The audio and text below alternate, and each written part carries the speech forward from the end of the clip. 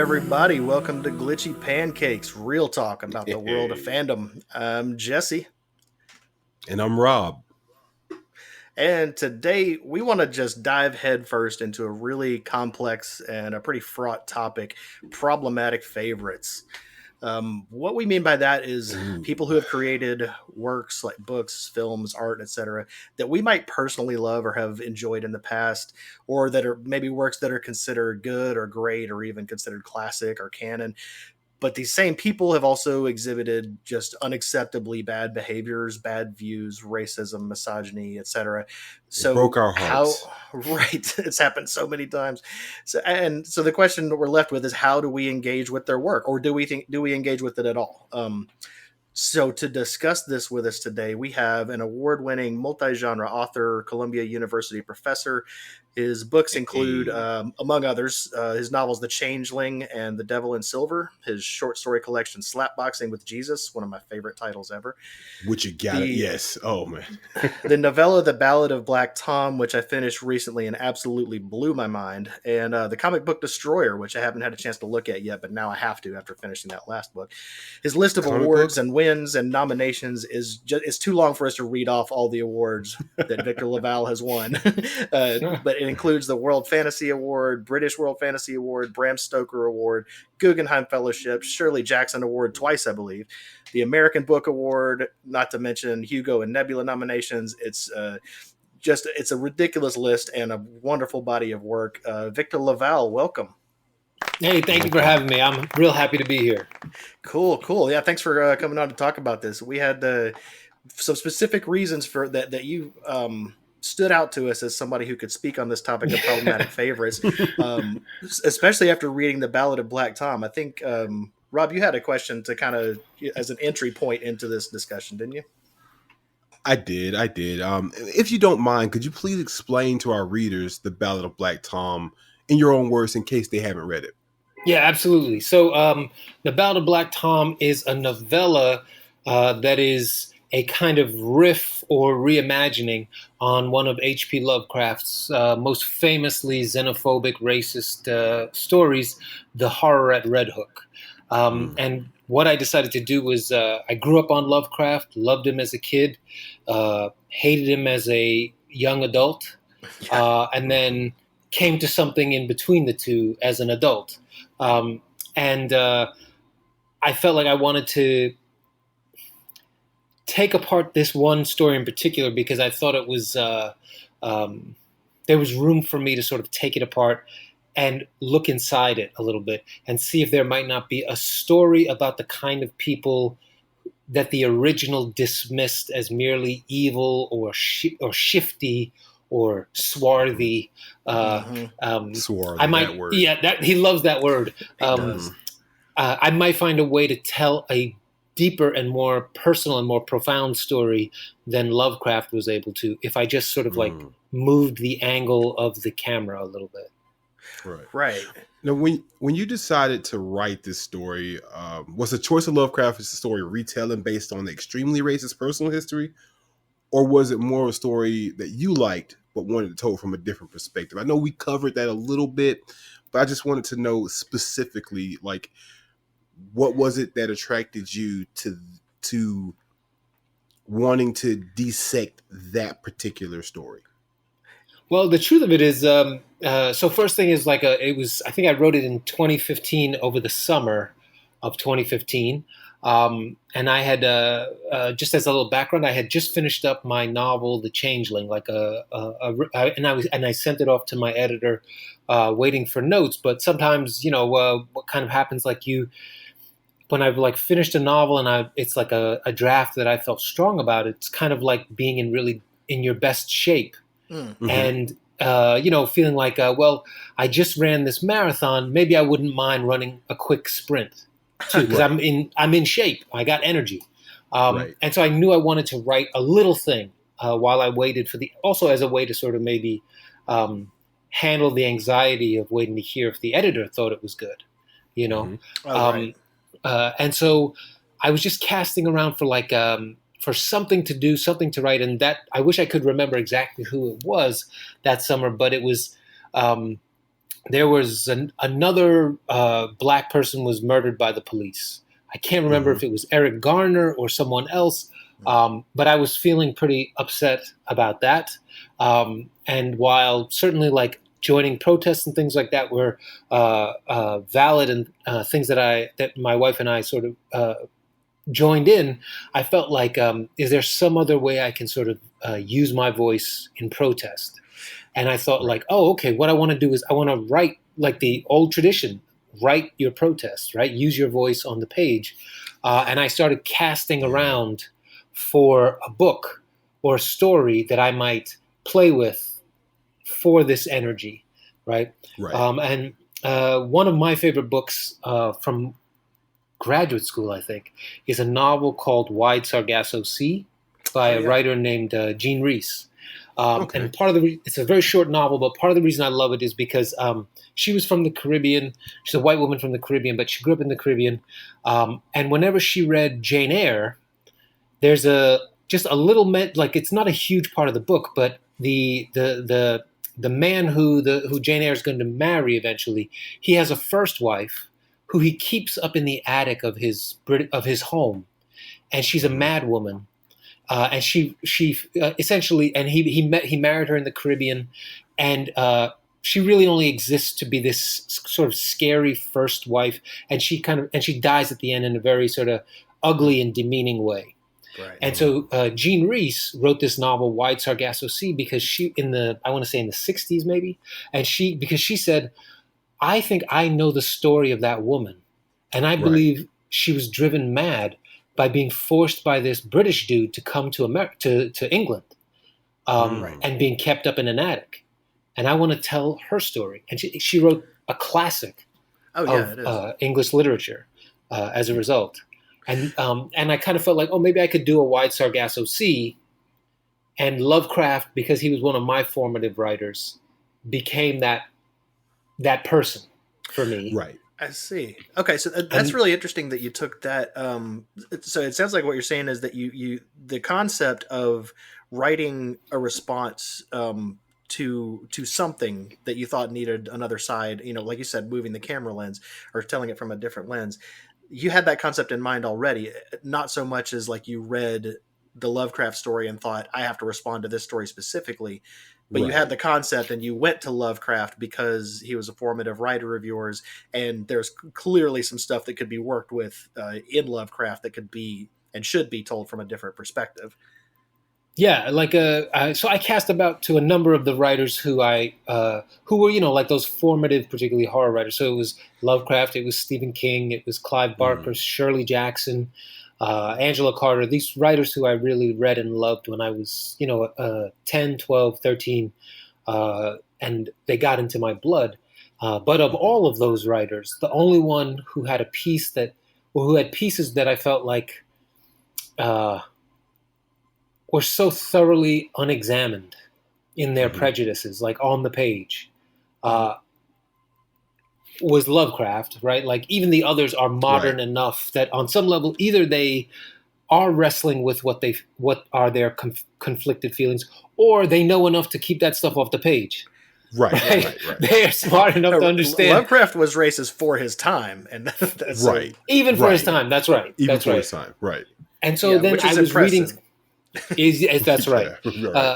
But so I was reading through a number of Lovecraft stories, and to be totally blunt, I knew I wanted to wrestle with one of his stories, but like I read through his like New England stories, and I knew I couldn't mess with those because I knew he knew New England and Rhode Island better than I ever would. So I was sort of like, I can't see the opening here. Right. I can see that. Like I don't know what he's getting wrong, kind of thing. Right. But I'm from New York, and I read the horror at Red Hook, and I said, this is supposedly set in Brooklyn, but this is not Brooklyn. This is like some Martian version of Brooklyn that is like planet racist. Yeah, that's perfect because then it not only gives you your opening, but it actually positions you as more of an expert on where he was trying to talk about than he was to begin with. Because you're a lifelong New Yorker, right? That's right. Born and raised in Queens, and then now I live in Washington Heights in Manhattan. Like I knew, hands down, there's no way he's going to mess with me on New York. Right. No, no, definitely not. But the nice thing about that was that gave me the confidence to say, then maybe I could mess with him about the other stuff. Yeah. Because you it's, you know, did. but like going up against it's like you're one of your grandparents is the best card player in the family. You don't just one day at the picnic say, I'm taking you on. Right. In the game. You train, you take some time. Maybe you introduce a new card game they don't know that well. And then you say, now I got you. Or you write a damn good book, you're feeling good, and you go ahead and just attack it That's right. That's right. I feel like I need to make myself a personal note not to play cards against Victor LaValle. I'm right now. So I do plan out things. I do plan. All right, well, I'm going to keep that in mind.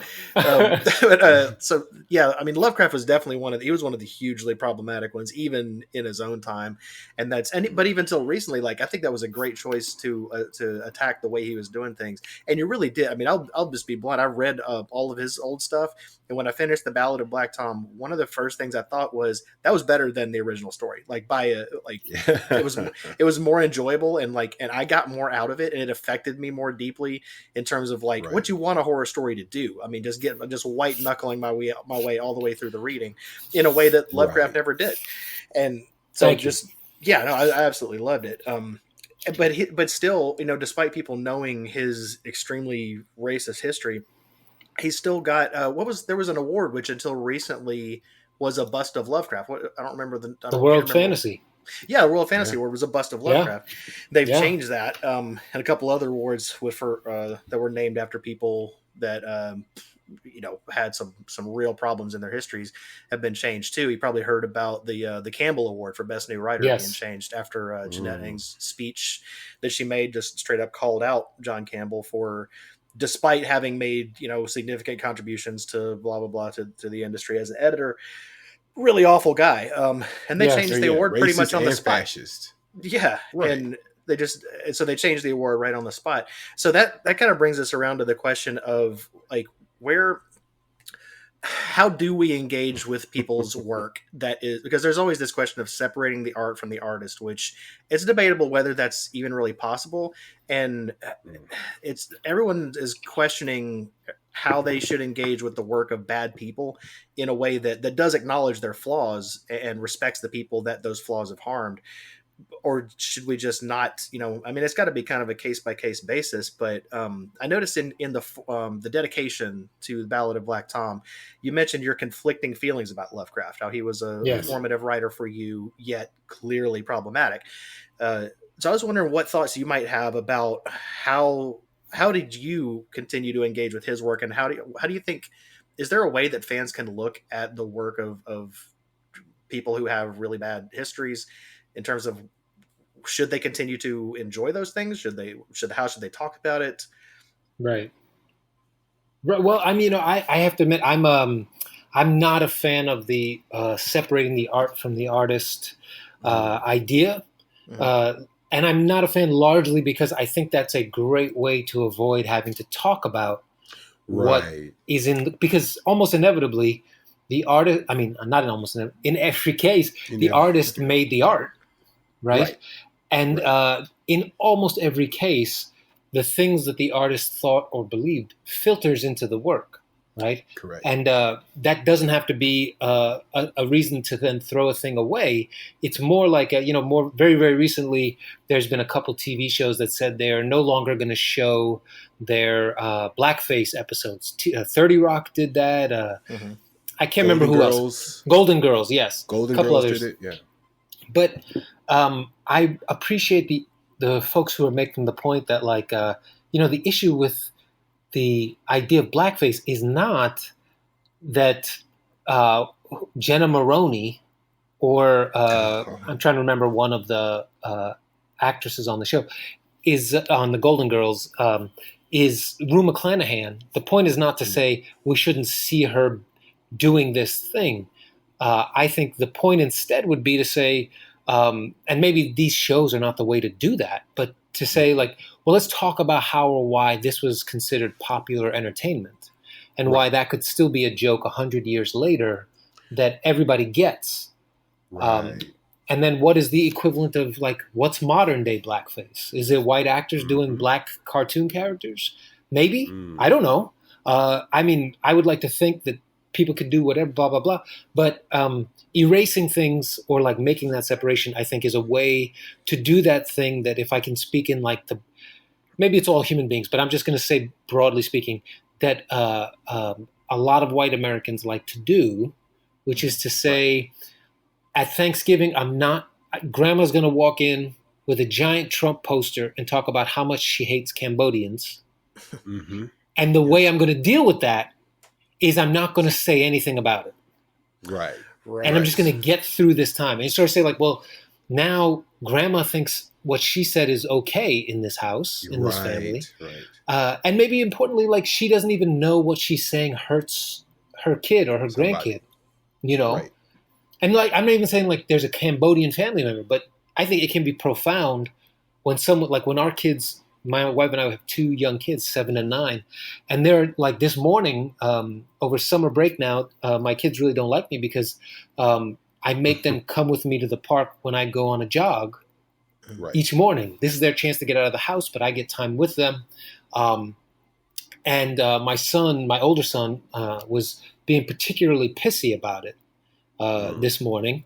And then I said, what's the issue? We got to do this. And this is how you earn some iPad time during the morning. And, we made a deal. And he said, but I just don't like the way you told me to get ready. Like you were already talking to me spicy. He didn't say spicy, but that's what he meant. Right. And it was a moment of me realizing like, oh, I'm sorry. I didn't mean to hurt you. I didn't mean to hurt your feelings like that. Right. I'm sorry. I wasn't thinking. I was just in a hurry to get out of the house with these 2 kids and go jogging because in quarantine I've been haven't been moving my body. Right. And I use that to just say at those Thanksgiving dinners, maybe there's some value in saying to Grandma, I don't like the way you talk about Cambodians. Right. I absolutely agree with that. That's something that I would agree with that wholeheartedly because that's something that I'm thankfully seeing a bit of a change. I'm seeing more of my white friends in particular step up lately and be willing to do that because the reason that there's been such unwillingness to confront friends and family or to do so publicly or to really take a strong stance on it in the past, I think is because it was going to be uncomfortable and it was going to be more uncomfortable than just not doing anything. They had the option. They had the option to say nothing and just, as soon as Grandma's done with her rant, then we'll just move on to the pumpkin pie. And, and they don't have to actually face it. Lately, I'm seeing a lot more people being angry to the point and realizing, no, we have to confront this within our own house and we have to do it publicly. We have to do it strongly. And I guess as that relates to like the art, the writing and everything of people that have those kind of histories, I suppose it's the same thing. You're right. Like you can't, you might not kick Grandma out of your house, but you need to say something. Well, I think it's important for us to view all that stuff with critical eyes, right? I mean, that's the point. Even ourselves, like Victor said, absolutely. I do the same thing with my kids, and sometimes I have to check myself and go, hey, maybe I am not approaching them in that type of way, which leads to me doing that in my everyday life on a regular basis. So they teach me something in that point. But like he was saying as well, if we're able to get people to not say that, hey, I'm not racist, but to just say, hey, I am anti-racist or anti-bigoted, that's the point. And let people know, like Victor said, that that's uncomfortable. You're making me uncomfortable by saying that, and I don't appreciate or approve of that type of language. Mm-hmm. I think that, to my mind, like that is the in some way the beginning of wrestling. I mean, because obviously I know because I hear from folks here and there are some families where it is true, like saying that kind of thing, maybe Grandma really won't speak to you again, which is its own horrifying reality, right? Yeah. Although, if I'm being frank, I guess I would say, like, well, if Grandma wouldn't talk to you over that, like, what's the point of talking to Grandma? Personally, that would be my take, because then you have to hide everything about yourself to be with this person. But maybe, sometimes I also think maybe there's room for You don't know if grandma or grandpa or uncle or aunt or whoever, you don't know if there's room for them to change if you never give them the chance. Right. To just to hear it. Like if they never hear it, then what, and in that way, to lead it back, like in that way to Lovecraft, let's say, as as a problematic writer, one of the things that was really very funny to me was completely without my knowing it, me and a writer named Matt Ruff, he published a book called Lovecraft Country, which is like a series of really like stories or vignettes, episodes about a black family who essentially get pulled into a kind of Lovecraftian universe. It's not really riffing on one story as much as it is on sort of racism and all that in a certain time period, but with Lovecraftian elements. But we published that, that book came out the same exact day as Ballad of Black Tom. Wow. Totally unrelated. Wow. We didn't know each other at all at that point. We've amazing. Since become friends. It was a funny moment of feeling like, so there was that, then there was the push to get rid of the bust of Lovecraft for the world fantasy. And there was this way that it started to feel like all these things bubbling up almost in the same 3, 4, 5 months. Mm-hmm. And it almost felt like, okay, maybe we're ready to have this conversation about this person now. Right. And now I feel like now the people who seem the most sort of left behind are the ones who refuse to consider or have any conversation about Lovecraft as a problematic writer. Even if they don't agree, like the idea, there are some people who just say, like, I don't want to hear about that. It's just not true. He's a person of his time, and the books are the stories are the stories. And it almost feels like, somebody who still rides a horse and buggy when I hear it. It's a real head in the sand reaction. Like they're yes, and it does, and people are facing being ostracized by their fan communities and friends and things like that who are into these types of things. If they're the ones, like you said, they're now in the minority as people who refuse to address these topics and refuse to have a conversation about them. And you make a good point about that people should have the opportunity to, like, maybe they haven't been confronted with whatever it is. Maybe grandma's never heard that talking about Cambodians this way is not acceptable. Maybe a Lovecraft fan hasn't heard who he actually was as a person. And who knows how their initial reaction might be a knee-jerk, discomfort with it, right. But a little bit of attempt to actually discuss it with them might open them up a little bit. I mean, I think we've probably all seen that happen to people before who are genuinely surprised. Oh, I didn't know that about this person. That's disappointing. I'm going to have to reevaluate, and not necessarily reevaluate. I don't have to go burn their books in the backyard, but I'm going to keep this in mind next time I go and read, something from the Cthulhu mythos or whatever. Like next time I approach it, I got to do it with a different set of eyes. And I think we give people that chance at least. I could see that working as long as people are going to be open to it. Some of them just won't, and some won't, right? But that's the same as there's no chance everybody's ever going to be on board with anything. Like you can't get everybody.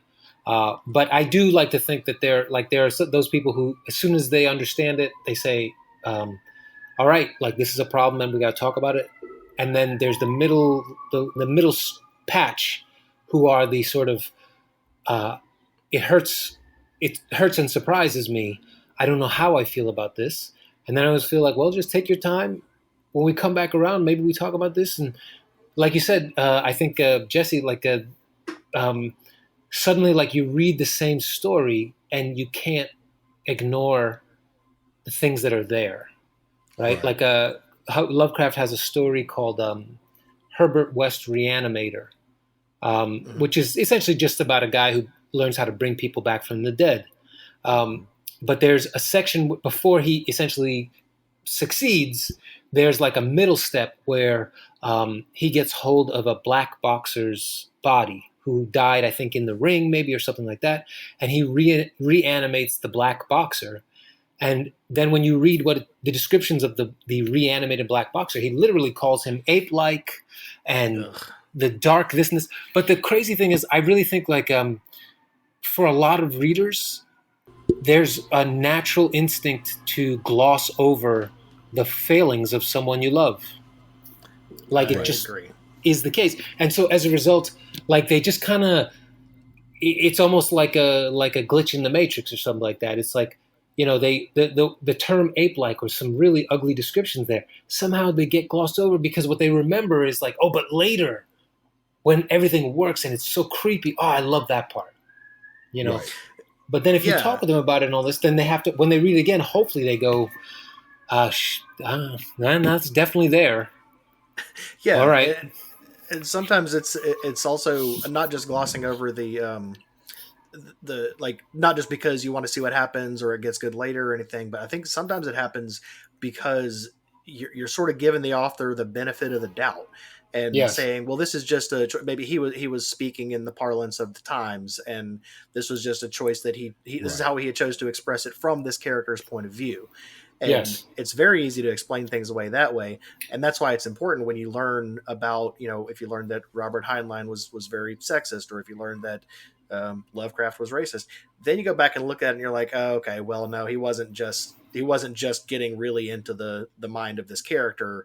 He was expressing his own views through this character, right? Showing his own biases and his own worldview. And it starts to look really different when that happens. You start to really cringe at some of the words and the ways he describes things. But what's also, I think what's nice about that, like when that happens, at least for me, when I'm reading someone who I used to love without reservation, and then a few years pass and I come back, I usually think that's also a sign that like, like the sort of, like every artist is doing this when they create something, right? They're kind of pitching a worldview. And to my mind, like the worst thing that could happen is that you think you think a certain way about an artist at 15, and you think the same way about them at 50. Like that's a sign that you have not changed your thinking in it, even if you still love them. But you suddenly be like, well, the militaristic culture or the super disturbing, like underage sex with children I think I gotta not gloss over that, or like or if when you were a kid you didn't understand how disturbing something like that is, but then when you're an adult, hopefully you go, oh, that's awful. Right. That's genuinely awful. I gotta think about what this book is trying to pitch as a view about the world. Yeah, and you're right. That, like given time and your own maturity, I mean, your views on things have to change. If they don't, I guess that is a bit of a red flag, isn't it? Right. But I think the great books really, like what's amazing about the really great books is when you come back to them, they'll meet you at every age you are. Right. Like if you let them, because you just go, oh, I didn't even think this character now, who I always read as the villain, I understand them in a way I never did when I was younger. And that book is well done enough that it lets you have room for that too. Like that, like that's what I feel like is whatever genre you're talking about, the thing that makes a book a classic is that you can read it at 5 different ages and it means 5 different things to you each time. Right. We say the same thing about music too, right? We don't understand a song, and we understand it differently at different ages. Absolutely.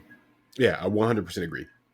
Yeah, for some reason this just popped into my head. It's on topic but off topic, with like hearing a song differently. I remember there was this country song. I don't know how much you've been subjected to country music living in New York, Victor, but it's all over here, all over. Rob and I grew up in South Georgia, so we grew up steeped in it. And there was this song. I don't remember who did it, but it was this old song called "She's in Love with the Boy." Okay. It was about, it's sort of like a love story of this teenage girl defying her parents to run off. And I heard that, I was a young teenager, and it's a story of star-crossed lovers and following your heart and everything. I heard it for the first time in about 20 years, not too long ago. I'm 40. I got kids. And I heard that again, and I was like, what the heck? No, listen to your mother. She's right. The boy is trouble. Like, you're making a bad decision. Don't follow your heart on this one. It's a bad dude. This is a bad choice. I haven't heard that song. I live in the South, but I have not been steeped in crime. The country that I have been steeped in is like Southern blues. Okay. It's just like, stuff like that. I not really too much country, but yeah. I need to listen to that song so I can find out. It'll just make you angry, man. Too, but speaking of like the blues, I mean, one of the things I do love about listening to the blues as an adult is like I just have to like listening to it as maybe if I was a teenager or even in my early 20s, not understanding just how lewd and just wonderful, not all of it, obviously, but the ones where you just kind of sit there and be like, she's saying that in 1924, right? Yeah, right. Too. Like, and exactly, and then you know everyone in that club is just like, that's right, that honey is dripping down your leg, and you'd be like, right, whoa. Oh, it's this blatantly sexual imagery that you can hear it. You can hear it when you're 8 years old, and you're like, "Oh, I think some honey would be good on my breakfast cereal this morning." You're like, you don't think about that at all. You're just not there. But that's one of the things that sparked the revolution, right? The sexual revolution was those particular songs. Particular type of music, right? Yes. Those songs. Yes. Empowerment of sexuality. Yes. I wondered about Victor in the Ballad of Black Tom. I was curious about this was just an interesting thing that kept standing out to me that really gave some depth to the character of Tommy. That he could sort of say he was a blues musician. He had a guitar, sure, but he wasn't. Like, he specifically was not very good at it. He couldn't memorize songs. He wasn't a very good singer. What was it in there? I know we're a little off topic from the problematic folks, but what was it in there that made you want to write him that way, where he was a musician, somewhat steeped in the blues, but just not very good? Well, I wanted to get at like kind of two things there. Like, and the first thing was, of course, that like at least in my experience, whenever there's specifically a black bluesman in a story, he's Robert Johnson. He sold us. Yep. He's got all the magic, and so and so on the level of like overturning the cliche, I was like, oh no, here's a black blues dude, and he sucks. I see it now. Yes, like, he's just not actually that good, even though he's got lots of ambition. And I thought on one level that would be pleasantly like that would jar the reader to be like, huh, okay. I didn't expect that, right? And then it does. Yeah, it's noticeable and it's fun. And now I get it. I knew there was something there, and now I see that. So that does definitely play in with this story as a response to Lovecraft, because you're taking the way that he just continually stereotyped, and you take one of the more common stereotypes, especially from that era, or that's known from that era, flip that on its head and make that the main character. And okay, damn it, now I got to reread it.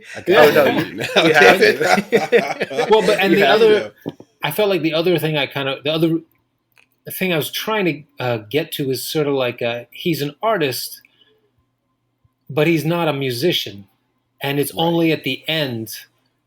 Like, what he's an artist of at the end is he's an artist of rage. Yes. Wow. And that's the moment, like when he everything works for him once he starts to channel that same ambition and power and drive into his vengeance. You know? He finds the art through which he can truly express himself. Yes. And that's a powerful scene right there. It is. My wife asked me if something was. She asked if something was wrong because she just glanced over. I'm sitting on the couch reading it, and I was at that part, and she was like, "Are you okay?" I was like, "Oh yes, it's just this. Just hang on. I'll talk to you in a few minutes. I got to finish this." that was a powerful scene. I recommended it to. Go ahead. Please. Oh, we have these, for the convention that Rob and I are heavily involved in, Multiverse. We have these weekly happy hour Zoom calls that we've been doing since the quarantine started to kind of just get the community together. So I recommended the Ballad of Black Tom a few weeks ago. We always end up throwing recommendations around. And a couple people came back on the last call and were just like, holy shit. They just did not. I can't believe it, right? Yeah, so that's had a big effect on our community's loving that one right now. I appreciate that. Tell you that. I mean, but to the to that end too, like even that ending, like there too, I just thought like in this kind of story, we know what the proper quote unquote or like the conventional end is supposed to be is the thing that you hate now, at least I hate in superhero movies, like or thrillers, like. If you kill him, you're as bad as he is. Right. And I'm always just like, be that bad. Kill him. Absolutely. Kill him. He's got to join our Zoom calls. He's Yeah. got to join our Zoom calls. He's got to join our Zoom calls. He's got to join us one night. Yeah. You'll enjoy yourself. You really will. No, I like that. I like that approach though, and that's always bothered me too. Like I get angry because I'm like, no, but this person deserves it, and they're still a danger. Like you can't, That's right. you let him off the hook. That's how Lex Luthor ends up escaping next time because you didn't kill his ass the first time. Stop putting the Joker in jail, Batman. Just go ahead and end the clown. kill him. He keeps beating you up with crowbars. You have all these gadgets. You're a billionaire, but you get beaten by a crazy dude with a crowbar. With a crowbar. Go ahead and finish him. But don't you think? Like I feel like that's one of those places where it's the messed up sort of like magic. Look, I'm not gonna go on too big of a screed here, right? But it is the messed up sort of sleight of hand of capitalism. Right? Is that the true answer to like if what should happen is that Commissioner Gordon, when Batman is right there about to kill Joker, should say, we need this character for other storylines in the future and for toys and other things like that. So please don't kill him. Yeah, that's what he should say. Don't kill him off because he still has financial value. He still has financial value, and that should be the end of every fight. Is this this character has financial value? Please don't get rid of them. Which is another reason why. What do you call it? Like my older son really loves villains much more than heroes. Right. And one of his great disappointments is how rarely they win, which is why I really think. I know Infinity War is the one that sort of like closes the wheel and all this kind of stuff. I mean, Endgame. Sorry. Closes the wheel and all that stuff. But Infinity War, my son would argue, and I would argue, is the absolute pinnacle of Marvel movies in this first phase. Right. Because it was, I just remember sitting in the theater. I can't imagine this is a spoiler for anybody at this point. Right. But when Thanos snaps his fingers, and just when he then sits at that farm and he just smiles, and then it cuts to directed by the Russo brothers, the gasp in the audience. Right. And I was like, that's the first time Capital did not win. Right. Yes. It's also because they knew Capital was going to kill it with the next one. It absolutely did win in the end. But that one, but I loved it. Yeah, I remember being in the theater and because they're dusting person after person, like it's showing you your favorite characters from this whole sequence of movies, and just the disappointed moans of seeing various characters people love get turned into dust. And then there was something brilliant about that shot of him just sitting down, not with not cackling madly, but just tired after having accomplished what he thought was a job well done, and a little smile, like a job well done. And now I can. It was brilliant. It was. I think that's one of the best villain moments ever. We got to do an episode on completely on villains one time. Maybe you should come back for that one. Yeah, I would love to. Yeah, I would love to. We definitely need to have one on villains. That'd be like a multi-parter. We were talking about that earlier. How cognitive dissonance doesn't apply to people like Victor Von Doom or Lex Luthor, because they're intelligent. They understand what they're doing is necessary for not just their real lives, but the lives of people that they affect. Specifically, Doom. That's right. For Liberia, he runs a great country. I mean, you can't touch the country that he runs. And I often wish there was they just can't do it, right? But now they're doing those those. I mean, I guess it's the equivalent of the what is it, Elseworlds, or I can't remember what those titles were. But I really feel like there's a whole it's a storyline that's been lasting for 10 years that is about Victor Von Doom and his people choosing him, not because they're scared, because he takes enough good care of them, and they don't actually care that he's decimating the rest of the planet. It's such a disturbing story. It would be such a disturbing story about what people are willing, how much evil people are willing to put up with as long as they benefit. Right. I can't see how it would play out here. I was going to say play out in our lives. I don't see how that would have anything to do with the current moment. Right. No connection. I think there might be a way. There might be a way. If you draw a connection between those two, you're a communist. Yeah, it's a dirty communist. No, that's you're right. That is that kind of story is especially. I think maybe that's why we're getting more nuanced and human villains in works like that lately, is because, with the villains, I always feel like are a pretty good reflection, sometimes a better reflection of the times than the heroes are. And that just seeing more and more villains like Doom and like Thanos, who make a point that you can see, like, you don't agree with it, but you can see how some people would, like you said, Absolutely. like, what are people willing to tolerate as long as they benefit? And I mean, history has shown us damn near anything. They'll tolerate just about anything. They'll tolerate the worst things you can imagine if they benefit. That's right. Well, and then Killmonger was, of course, perfect at that in Black Panther. Right. And then I don't know if they're going to do it, but I'm secretly hoping the next Wonder Woman, they have Cheetah as the villain. And what's her name? Kristen Wiig is more than a good enough actor.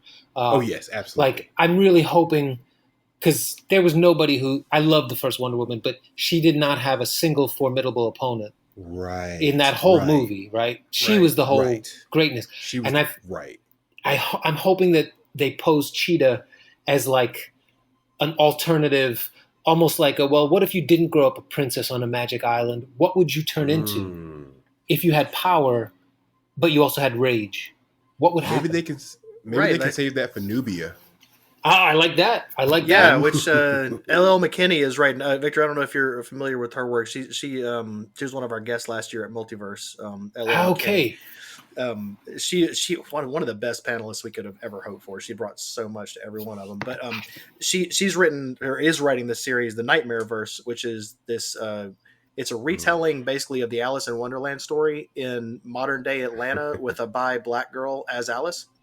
Really? Yeah, it's brilliant stuff. So she's got two of the books are out so far. A Blade So Black and A Dream So Dark is number 2. The third one's going to be called A Crown So Cursed, and that's coming out soon. But anyway, she's writing Nubia for DC right now. That hasn't come out yet. Nice. But she's okay, I didn't realize that. Okay. Yeah, so that's some comics to keep an eye on right there. Very nice. Yeah. Well, we've got. I guess we're getting about the time here. I think we've covered a decent amount about problematic favorites and how to deal with them.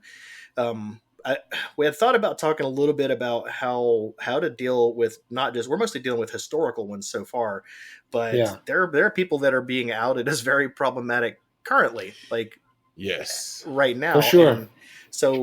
And it's something that it hasn't really, the dust hasn't settled yet. Like, I don't feel like that fandom has figured out quite how to respond yet to how quickly someone can be, as Rob put it when we were talking, deplatformed and boycotted and everything, just at the snap of a finger whenever they come out and do something wrong. Do you have any thoughts on that? Like, what do you personally think about how the reactions that people get, public figures, when they come out as having a particularly problematic set of views or something like that? Well, I mean, on one level, I would say anybody who wants to stop reading a thing should have every right to stop reading a thing, right? Like, like that. I feel like that is I don't know, God-given, a life-given, whatever. That is a right that anybody has at any time, and really doesn't even. I mean, quite frankly, I've dropped lots of writers just because they were boring as hell. Yeah. Forget about problematic. I dropped L. Ron Hubbard at 10 years old because I thought his stuff sucked. I hated it. Who? Yes. Who? I'm telling you, like, the original cancel culture is this sucks. Right. Yeah. So that's so you say that, and then, but then there's the other step, which is like there's the people who you can't simply like dismiss. They're doing something, but then who they are behind the scenes is something else. And I feel like there was a great, I saw an interview with George Saunders a couple weeks ago, maybe it's a couple months ago. And it was, he was being asked about like, how will you write about, like, how does anybody write about the pandemic right now? Like, because there are people trying to write about it and this and this. And his sort of, he was in conversation with a writer named Cheryl Strayed, and who did Wild, I believe. And his answer was, he said, like, the hard thing for writers, and I think this is the same for readers, is that it's our natural desire to sort of want to understand something immediately, right? Right. But Yeah. but that the human mind can't actually work that way. He said, like, when you're falling off a horse, you can't take down details about what it's like to fall off a horse. You're just trying not to get crushed Right. by the fall. And so he Right. was saying during this pandemic, he was just trying to say, don't beat yourself up if you don't understand exactly what you're going to do or how you feel or what you're going to write. Instead, he said, just tuck and roll and try to get out safely. And then after you're sure you've survived the fall, then you have a chance to think through what you're what you're going to do next. And I feel very similarly, like, I mean, in a way, like there's no writer now the only writer I could think of who could be canceled for if it turned out they were just behind the scenes awful, and it would hit me in that sort of down in the place where I first loved reading way. The only one left is really Stephen King. Right. Right. Mm-hmm. Like if it turned out he secretly eats babies or something like that, I really would be like, okay, I guess I'm done with this. And then some part of my head would be like, but Different Seasons is some pretty great novellas. Like there is a part of me that would say that. And then what I would have to do is take a while. Like I would just tell myself, I don't need to have an answer now. Right? Mm-hmm. If this person matters to me, if there's someone who doesn't matter to me, on some level I say, like, if you eat babies, honestly, and I didn't love you before, I don't mind not reading you. Right. I'm not going to support eating babies.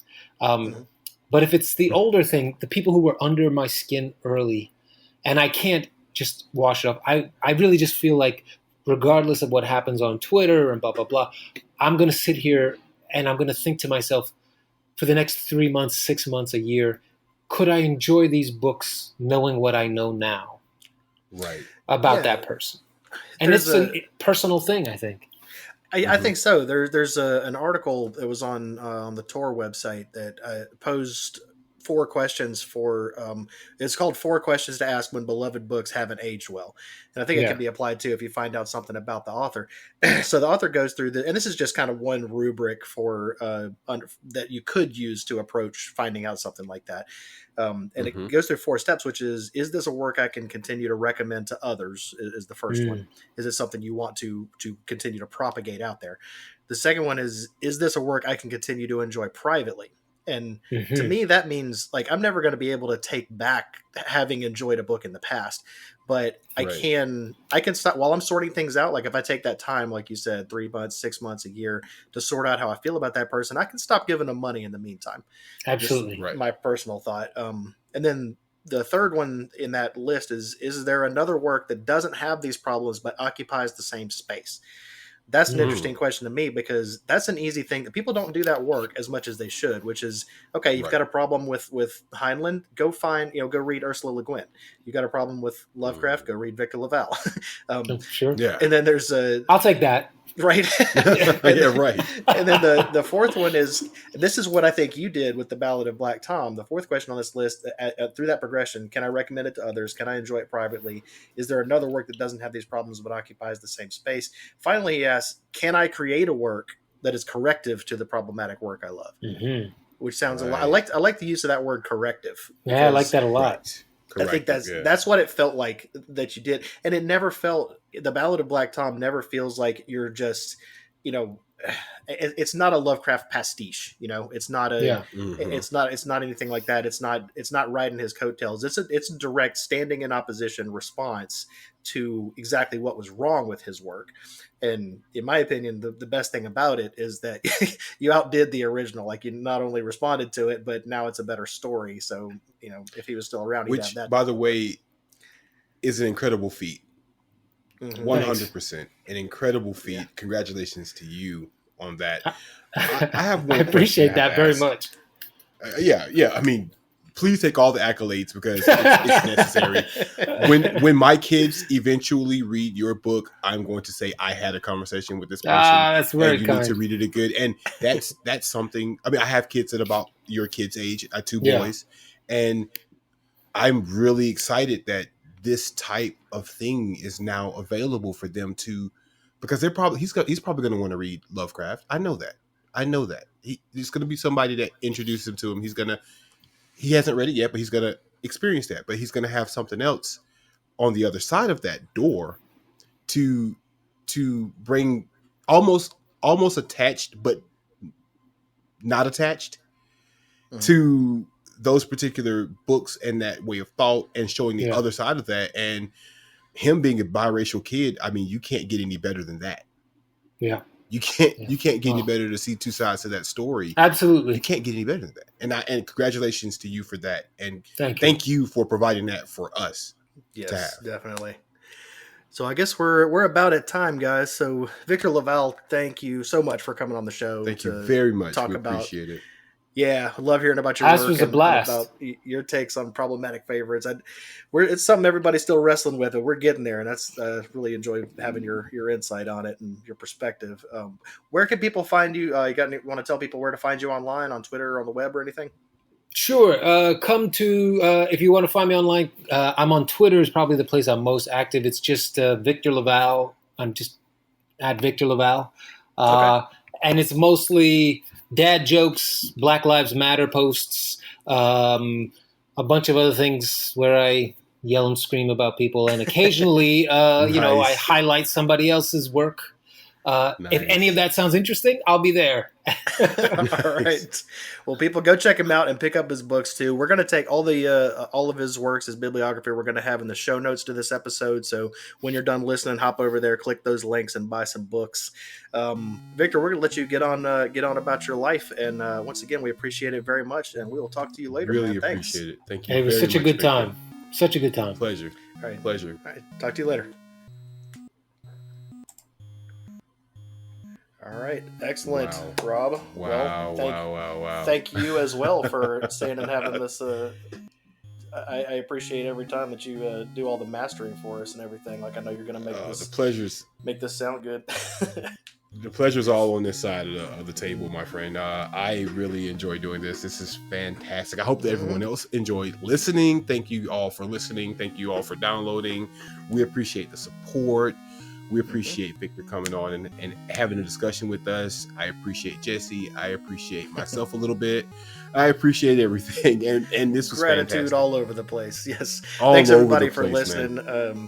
We hope you have enjoyed it, and you can subscribe to our to this podcast. There's a bunch of different ways to do it. We're up on Spotify, Stitcher. We should be up on Apple Podcasts pretty soon.